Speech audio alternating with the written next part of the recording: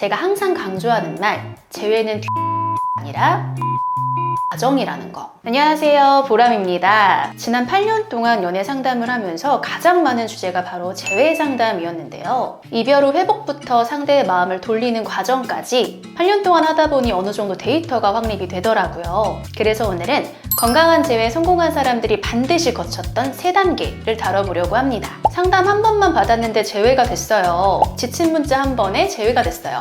이런 현혹된 말에 더 이상 속지 마시고 건강하게 재회가 되는 진짜 원리에 대해서 알아보도록 할게요. 단, 각 단계별로 세세한 내용은 사연에 따라 다르니 이 점 유의해 주시고요. 지금부터 시작해 볼까요? 이별 통보를 받은 직후 우리는 이별 상황을 부정하면서 매달리다가 안 되니까 상대에게 화도 내보고 원망도 합니다. 그리고 상대에게 타협점을 제안하면서 변화를 제시해보기도 하고요. 그마저도 거절당한다면 헤어나올 수 없는 상실감과 우울감에 빠지기도 하는데요. 충분한 우울감을 느낀 후에야 이성적인 판단이 가능해지는 수용 단계로 넘어옵니다. 이처럼 인간은 이별과 같은 상실의 감정을 느꼈을 때 부정, 분노, 타협, 우울, 수용 이 5단계를 거치는데요. 일반적으로 우리는 부정, 분노, 타협, 우울 이 4가지 단계에서 재회를 시도합니다. 즉, 내 감정이 제대로 정리도 되지 않은 상태에서 상대를 붙잡고 싶은 마음만 앞선 상태죠. 흔히 시간이 약이라는 말이 있듯 수용 단계에 다다르면 어느 정도 이성적인 판단이 가능해지고 상대와의 이별도 객관적으로 바라보게 되는데요. 여기서 많은 분들이 안 되니까 포기해야 되겠다, 혹은 굳이 재회를 안 해도 괜찮을 것 같다 하고 멈춥니다. 그래서 70%가 실패하는 단계에 도달하는 거죠. 그러나 저는 이 2 선택도 굉장히 잘한 선택이라고 생각을 하는데요. 결국 연애는 내가 행복하려고 하는 건데 재회를 위해 노력하는 과정이 나의 행복을 위해 불필요하다고 판단이 된다면 안 하는 게 맞습니다. 그럼에도 불구하고 재회가 하고 싶은지 또 그래야 되는 이유가 있는지 꼭 한번 점검을 해보세요. 이 단계를 지나고도 난 그래도 다시 만나고 싶어, 이번엔 제대로 잘해보고 싶어 라는 결론에 도달한다면 그때 다음 단계로 넘어갈 준비가 된 겁니다. 이별 직후는 상대방도 부정적인 감정이 남습니다. 따라서 상대의 부정적 감정이 연소될 시간은 충분히 필요한데요. 그동안 우리는 1단계를 거치고 내 연애에서 개선해야 될 점을 찾습니다. 그리고 그 변화를 보여줄 단계가 바로 2단계인데요. 선생님, 저 차단당해서 더 이상 보여줄 수가 없는데요?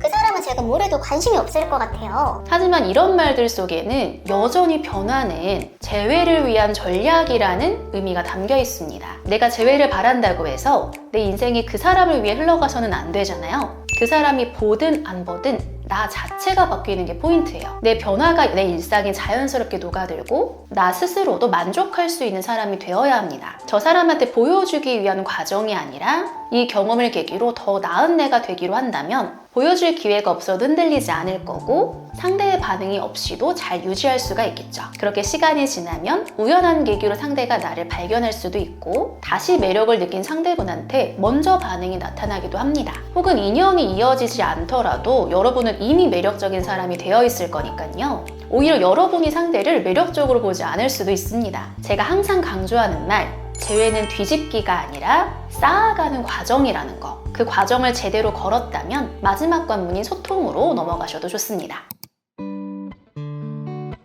여러분이 진짜로 달라졌고 그 모습이 일상에서 자연스럽게 드러났다면 상대도 어느 순간 예전하고는 좀 다른데? 라고 느낄 수가 있어요. 이렇게 상대가 여러분을 궁금해하기 시작했다면 이미 여러분에 대한 부담이 많이 줄어든 상태입니다. 이럴 때는 복잡하게 생각하지 마세요. 자연스럽게 아무렇지 않게 연락을 해도 괜찮습니다. 예를 들어 잘 지내? 우리 예전에 같이 갔던 카페에 갔는데 생각나서 연락해봤어. 이런 짧은 한마디여도 충분합니다. 중요한 거는 상대방 반응에 대한 기대가 아닌 가벼운 관심과 여유가 함께 해야 된다는 거. 상대가 여러분의 이런 변화를 어느 정도 감지하고 있다면 이런 가벼운 소통은 장벽처럼 느껴지지 않고 오히려 반가움으로 다가올 수 있어요. 그리고 이 한마디가 다시 관계를 시작하게 만드는 시작점이 될 수도 있습니다. 하지만 이 단계에서도 30%는 실패를 겪는데요. 연락을 기껏 했는데 답장이 없거나 반응이 안 좋다면 역시 안 되는구나 하고 포기한다는 거예요.